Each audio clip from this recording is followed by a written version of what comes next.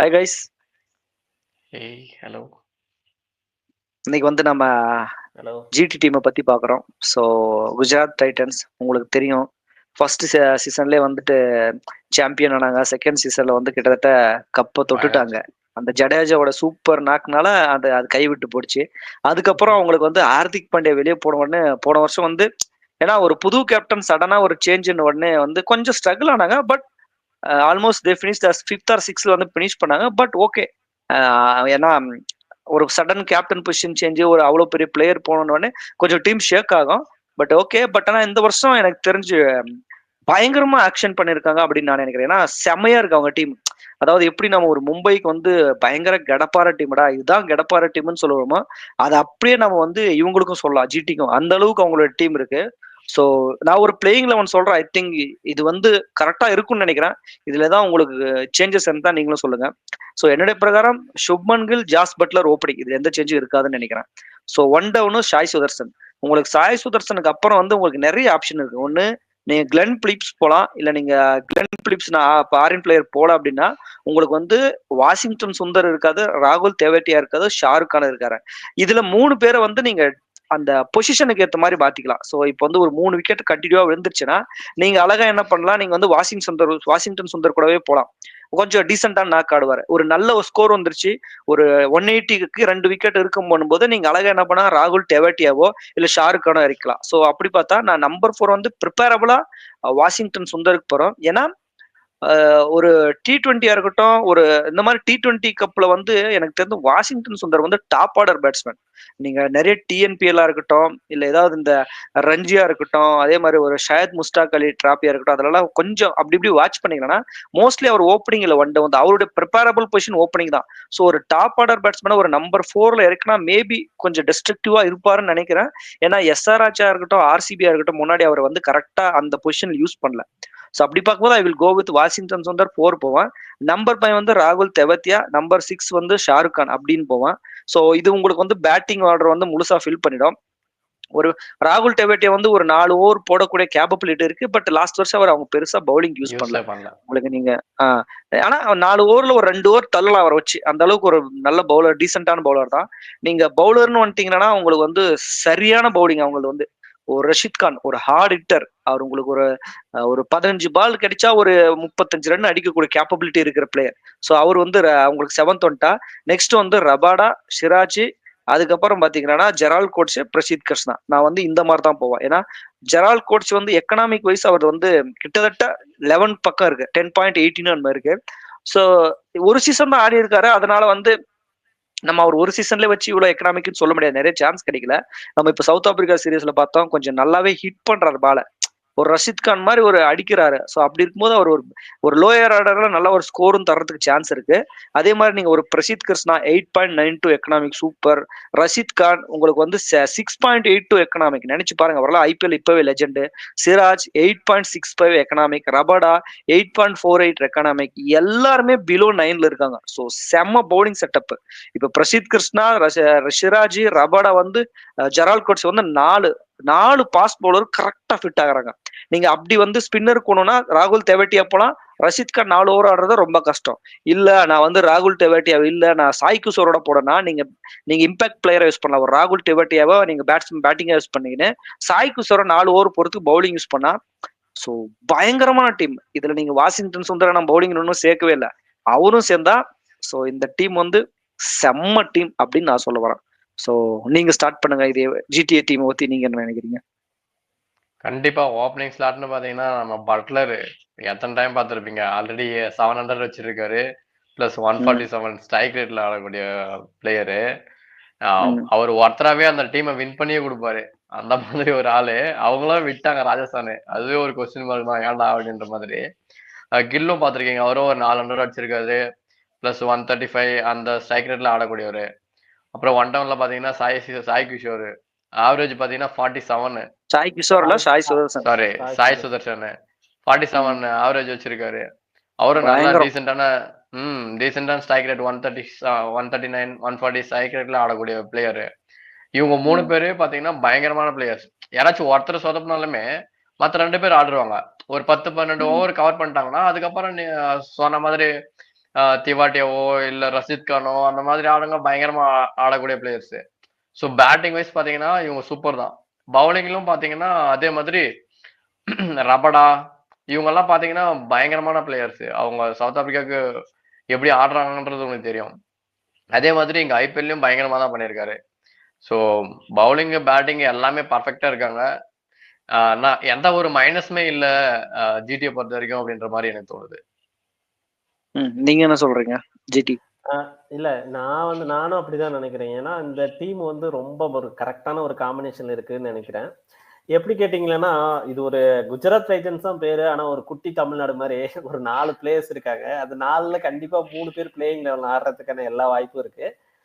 சாய் கிஷோரை கூட வந்து அவங்க இம்பாக்ட் பிளேயரா யூஸ் பண்ணலாம். நீங்க சொன்ன மாதிரிதான் சுபம் கில்லு, ஜாஸ் பட்லர் ஓப்பனிங் பண்ணிட்டாங்கன்னா அடுத்து வந்து ஒன் டவுனு சாய் சுதர்ஷன். அவருக்கான ஒன் டவுனுக்கான எல்லா தகுதியும் இருக்கு. லாஸ்ட் 2-3 சீசனா நம்ம பார்த்துட்டோம். சாய் சுதர்ஷன் ஒன் டவுன் பண்ணிட்டா அடுத்தது வந்து நீங்க என்ன சொன்னீங்க, வாஷிங்டன் சுந்தர் வாஷிங்டன் சுந்தர் போலான்னு சொன்னீங்க. ஏன் அப்படி கூட போலாம். என்ன பொறுத்த வரைக்கும் என்னன்னா ஒரு 2 ஃபாரின் பேட்ஸ்மேன் 2 பவுலர்ஸ் போலாமா, போனா கரெக்டா இருக்கும்னு தோணுது. ஏன்னா ஒரு ஒரு கிளின் பிலிப்ஸ் மாதிரி ஒரு இன்டர்நேஷனல் பிளேயர் இருந்தாருன்னா அடுத்து வர்ற ஷாருக் கான், வாஷிங்டன் சுந்தர் இவங்களுக்கெல்லாம் ஒரு ஒரு ஒரு காம்பினேஷன் அந்த டைம்ல வரும்போது கொஞ்சம் மேட்ச் வந்து எங்கேயுமே வந்து டவுன் ஆகிறதுக்கு சான்ஸ் கொடுக்க மாட்டாங்கன்னு தோணுது. ஒன் டவுன் வந்து சாய் சுதர்ஷன், 2 டவுன் வந்து கிளின் பிலிப்ஸ் கொடுத்துட்டு அடுத்தது வந்து வேணும்னா ஷாருக் கான், அப்படி இல்லைன்னா ராகுல் திவாட்டியா, இல்ல அப்படி இல்லைன்னா வாஷிங்டன் சுந்தர். இவங்க 3 பேரையும் வந்து நம்ம மாத்தி எங்கனாலும் யூஸ் பண்ணிக்கலாம். மேட்சை பொறுத்து மேட்ச்க்கு இப்போ இன்கேஸ் ரொம்ப விக்கெட் சடனா விழுந்துருச்சுன்னா அந்த டைம்ல வாஷிங்டன் சுந்தரை வந்து கொஞ்சம் அந்த மேட்ச் கொஞ்சம் பில்டப் பண்றதுக்காக கொஞ்சம் யூஸ் பண்ணலாம். அப்படி இல்லைன்னா ஷாருக் கான், ராகுல் திவேட்டியா இவங்கெல்லாம் வந்து ஆடிட்டர்ஸ். இவங்க வந்து லாஸ்ட்ல ஒரு பினிஷரா கூட யூஸ் பண்ணிக்கலாம். So 5th, 6th, 7th position வந்து ஷாருக் கான், வாஷிங்டன் சுந்தர், ராகுல் திவாட்டியா இவங்க 3 பேரையும் நான் வந்து ப்ரிப்பேர் பண்ணுவேன். அடுத்து பாத்தீங்கன்னா 8th வந்து ரஷித் கான். அது அந்த பிளேஸ் வந்து மாத்தவே முடியாது. அவர் ஒரு பவுலிங் ஆல்ரவுண்டரு. நம்ம அவரு அந்த இடத்த விட்டு வேற யாருக்கும் கொடுக்கவும் முடியாது. அடுத்தது வந்து பாத்தீங்கன்னா 9th வந்து ககிசோர் ரபாடா. அவரும் ஒரு டீசென்டான பேட்டிங் பண்ணக்கூடியவர் தான். இருந்தாலும் வந்து ஒரு பவுலிங்காக தான் மெயினா அவங்க டீம்ல பிளேயிங் லெவல்ல ஆடுவாரு. அடுத்தது நீங்க சொன்னீங்க பிரசித் கிருஷ்ணா, முகமது சிராஜ். ஸோ அவங்க 2 பேருமே நம்ம எந்த டவுட்டும் இல்லாம சேர்த்துக்கலாம். ஏன்னா 2 பேருமே வந்து அவங்க இந்தியன் டீமுக்காக ஆடணுங்க தான். கண்டிப்பா அவங்களுக்கு வந்து இவங்க 2 பேருடைய இன்புட்டும் வந்து ஒர்க் அவுட் ஆகும்னு தோணுது. அப்படி இல்லைன்னா அவங்களுக்கு வந்து பவுலிங் வேற ஏதாச்சும் ஒரு ஸ்பின் கிரவுண்டா இருந்தா சாய் கிஷோரை வந்து இம்பாக்ட் பிளேயரா யூஸ் பண்ணலாம். இல்ல பேட்டிங் வந்து ஏதாவது சொதப்புற மாதிரி இருந்துச்சுன்னா மகிபா லாம்ரா இருக்காரு. அவரை நம்ம கன்சிடரே பண்ணல. அவரும் வந்து எப்படி ஒரு மிடில் ஆர்டர்ல ஒரு பினிஷர் எப்படி பண்ணுவாருன்னு நமக்கு தெரியும். ஸோ இப்படி இருக்கும்போது அவங்க டீம் வந்து பயங்கர செட்டப்பா இருக்குது. ஒரு மும்பைக்கு ஈக்குவலா வந்து நம்ம ரேட் பண்ணலாம். ஸோ வேற எதுவும் இல்லை இதுல சொல்றதுக்கு. ஒரு நல்ல ஒரு ஆக்ஷன்ல நல்லா பெர்ஃபார்ம் பண்ணி ரொம்ப சூப்பரான ஒரு டீம் எடுத்து வச்சிருக்காங்க. நீங்க சொல்லுங்க. அவங்க டீம்ல பிலிப்ஸ் எடுத்திருந்தாங்க. அந்த பர்டிகுலர் பிளேஸ் 4th இல்ல 3rd இல்ல அந்த டைம்ல வரும்போது பிலிப்ஸ் வந்து பெரிய ஆவரேஜ் ஒண்ணுமே இல்ல. ஒரு 9 ஆவரேஜ் வச்சிருக்காரு. ஸ்ட்ரைக் ரேட்டும் ஒரு 110 அந்த மாதிரி தான் வச்சிருக்காரு. அதனாலதான் நம்ம பிலிப்ஸ வேணாம்னு சொன்னோம். வாஷிங்டன் சுந்தர் மாதிரி அவருக்கும் வந்து நிறைய சான்ஸ் கிடைக்கல. அதனாலதான் வந்து அவர் இன்னும் எக்ஸ்ப்ளோர் பண்ணல. அவரை நானா இருந்தா இன்கேஸ் நீங்க சொல்றதுக்கு ரொம்ப ஆப்போசிட்டா இருக்கும். நானா இருந்தா ஒரு ஃபீல்டிங்காகவே டீம்ல எடுத்துப்பேன். ஏன்னா கண்டிப்பா அவர்கிட்ட வந்து மேக்ஸ்வெல் மாதிரி 2 ஓவர் அவர் வச்சு தள்ளலாம். ஒரு குயிக் பயர் ஆடக்கூடியவர் அவரு. நான் எதுக்கு வந்து அவரை வந்து 2 டவுன்ல சொல்றேன்னா, ஒரு வாஷிங்டன், ஷாருக் கான் இவங்க எல்லாமே வந்து ஒரு யங்ஸ்டர்ஸ். இவங்களால வந்து அந்த ஒரு இன்டர்நேஷனல் பிளேயர் அவங்க கூட சேர்ந்து ஆடும்போது வந்து அவங்களுக்கு ஒரு கான்பிடன்ட் கிடைக்கும். ஸோ அதனால ஒரு மேட்ச் வந்து எந்த ஒரு சர்க்கிள் இல்லாம போயிட்டு இருக்கும் இல்லையா? அதனால நான் அப்படி பிளான் பண்ணேன். மேபி அதுல சேஞ்சஸ் கூட ஆகலாம். இல்ல கிளன் பிலிப்ஸ் வந்து நல்ல ஆப்ஷன் தான். ஏன்னா அவரு இந்தியாவில ஐபிஎல்ல அவர் பெருசா ஆவரேஜ் இல்லைன்னா அவருக்கு வந்து சான்சஸ் அவ்வளவு கிடைக்கல. அது ஒரு திங்கு. மேபி இம்பாக்டா கூட யூஸ் பண்ணிக்கலாம். இப்போ வந்து பேட்டிங் இருக்கும்போது கிளென் பிலிப்ஸ் ஆட்டம், பவுலிங் வரும்போது ஜெரால் கோட்ஸி ஆட்டம். ஏன்னா அப்படி கூட ஸ்வாப் பண்ணிக்கலாம். ஏன்னா இவங்களுக்கு இப்போ இம்பாக்ட் வந்து இவனுங்க சாய் கிஷோரை வந்து நீங்க டீமுக்குள்ள இட்டோம்ட்டீங்கன்னா நீங்க வந்து இம்பாக்ட் எப்படி கூட சேஞ்ச் பண்ணிக்கலாம். பட் ஓகே, கிளென் பிலிப்ஸ் வந்து எப்படி சொல்றா பயங்கர டிஸ்ட்ரக்டிவ் பிளேயர். இல்ல நான் ஒண்ணு சொல்லிடுறேன். சுபம் கில்லு, ஜாஸ் பட்லர் இவங்க 2 பேரும் தான் வந்து நம்ம ப்ராப்பரா நிறைய ஐபிஎல் பார்த்துருக்கோம். நம்ம அவங்களதான் ரொம்ப பரிச்சயமான முகம். அதுக்கப்புறம் பாத்தீங்கன்னா சாய் சுதர்ஷன் வந்து எல்லாருமே சாய் சுதர்ஷன், வாஷிங்டன், ஷாருக் கான், ராகுல் திவாட்டியா அப்படின்னு எடுத்தீங்கன்னா எல்லாருமே வந்து ஒரு ஒரு இன்எக்ஸ்பீரியன்ஸா இருக்கிற பிளேயர்ஸ்.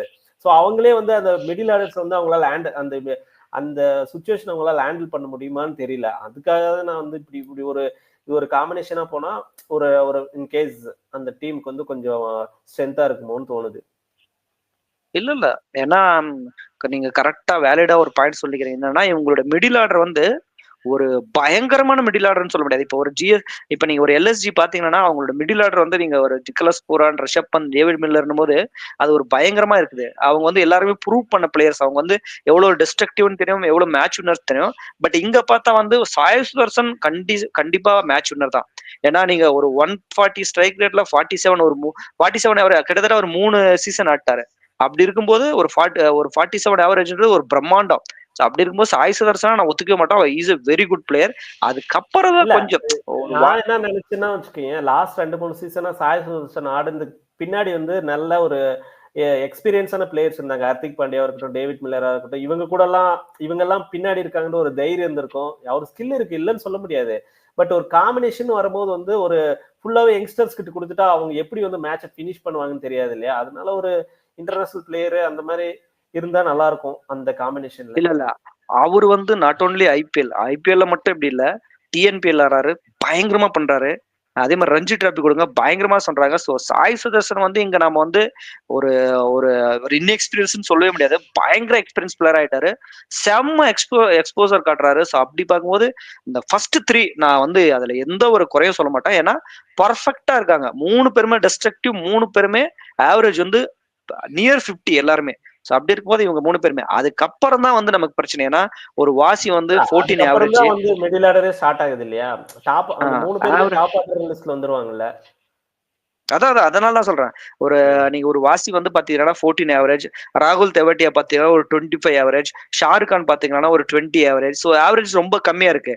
இவங்க 3 பேரும் ஒரு 15 ஓவர் வரையும் ஆட்டாங்கன்னா அவங்களுக்கு பிரச்சனையே கிடையாது. ஏன்னா அவங்களோட ஸ்ட்ரைக் ரேட் எல்லாம் பயங்கரமா இருக்குது. இப்ப நீங்க ஒரு வாஷிங்டன் சுந்தரை விட்டுட்டு நீங்க பாத்தீங்கன்னா அவரதும் ஸ்ட்ரைக் ரேட் ரொம்ப கம்மி, 117 தான் வச்சிருக்காரு. நீங்க ராகுல் தெவட்டியா, ஷாருக் கான் எல்லாம் ஸ்ட்ரைக் ரேட் 140 பிளஸ் இருக்குது. அப்படி பார்க்கும்போது அவங்களுக்கு ஒரு 16-17 ஓவருக்கு வந்ததுக்கு அப்புறம் சூப்பரா இருக்கும். பட் ஒருவேளை இந்த டாப் ஆர்டர் பேட்ஸ்மேன் 3 பேரும் ஒரு 5 ஓவருக்குள்ள ஒரு 6 ஓவருக்குள்ள அவுட் ஆயிட்டாங்கன்னா அவங்களுக்கு கடைசி வரையும் தூக்கின்னு போறதுக்கு மேபி ட்ரை பண்ணா நீங்க வாஷிங்டனை ட்ரை பண்ணலாம். மற்றபடி மற்ற யாருமே வந்து அந்த அது வரைக்கும் தூக்கி போக முடியாங்க. அது வந்து ஒரு மைனஸா இருக்குது. பட் அதை ரெக்டிஃபைட் பண்ணா இதுவும் ஒரு சாம்பியன்ஷிப் அடிக்கிற அளவுக்கு ஒரு நல்ல டீம் தான் நான் சொல்லுவோம். பயங்கரமா இருக்காங்க. பவுலிங் எல்லாம் சொல்லவே தேவையில்ல. ஸோ ரஷீத் கான், பிரசித் கிருஷ்ணா, சிராஜ், ரபாடா, அந்த மாதிரி ஒரு சாய் கிஷோர் நீங்க ஸ்பின்னரை யூஸ் பண்ணிக்கலாம், செரால் கோட்ஸியை நீங்க யூஸ் பண்ணிக்கலாம். அப்படி இருக்கும்போது வந்து பயங்கரமான டீம். இப் தே பர்ஃபார்ம்டு அந்த பேருக்கு ஏற்ற மாதிரி அவங்க பர்ஃபார்ம் பண்ணாங்கன்னா this will be a top 4 team. Maybe அதுக்கு மேல போறதுக்கும் சான்ஸ் இருக்கு. அப்படிதான் நான் நினைக்கிறேன். இப்போ வந்து பாத்தீங்கன்னா நம்ம எல்லா டீமுக்குமே ஒரு மைனஸ் இருக்கு. இப்ப நம்ம எல்எஸ்ஜி பார்த்தோம், ஒரு பேட்டிங் ஐ மீன் ஓப்பனர்ஸ் வந்து ஒரு மைனஸ் இருக்கு. அவங்களுக்கு மிடில் ஆர்டர் சூப்பரா இருக்காங்க. இவங்க ஜிடி வந்து பாத்தீங்கன்னா ஓப்பனர்ஸ் 1 டவுன் நல்லா இருக்காங்க. ஆனா மிடில் ஆர்டர்ல கொஞ்சம் எல்லாம் யங்ஸ்டர்ஸ் அப்படின்ற மாதிரி இருக்காங்க. சோ அந்த மாதிரி எல்லா டீமுக்கும் ஏதோ ஒரு மைனஸ் இருக்கு. அதுல இருந்து ஓவர் கம் பண்ணி வர்ற டீம் தான் அந்த இடத்துல போய் கப்பு மேல நம்ம கை வைக்குவோம் அப்படின்னு போக முடியும். நீங்க கண்டிப்பா வந்து இவங்க டாப் 4க்கான எல்லா எலிஜிபிலிட்டியுமே இருக்கு. இவங்களுக்கு ஒரே ஒரு மைனஸ்ன்னு சொன்னீங்கன்னா அதுதான் ஒரு இன்எக்ஸ்பீரியன்ஸ் மிடில் ஆர்டர் இருக்காங்க. அது ஒண்ணுதான். மற்றபடி அவங்க வந்து அதை எப்படி வந்து கொண்டு போறாங்க, இவங்க யாருமே வந்து ஸ்கில் இல்லைன்னு சொல்ல முடியாது. எக்ஸ்பீரியன்ஸ் வைஸ் தான் நான் சொல்றேன். ஒரு இன்எக்ஸ்பீரியன்ஸ் டீம் நம்ம ஃபர்ஸ்ட் சீசன்லேயே வின் பண்ணியிருக்காங்க. ஸோ அதனால எந்த ஒரு டவுட்டும் இல்லை இவங்க வந்து அந்த டாப் 4ல ஃபினிஷ் பண்றதுக்கு. மற்றபடி பாத்தீங்கன்னா உண்மையிலே இது ஒரு நல்ல டீம்.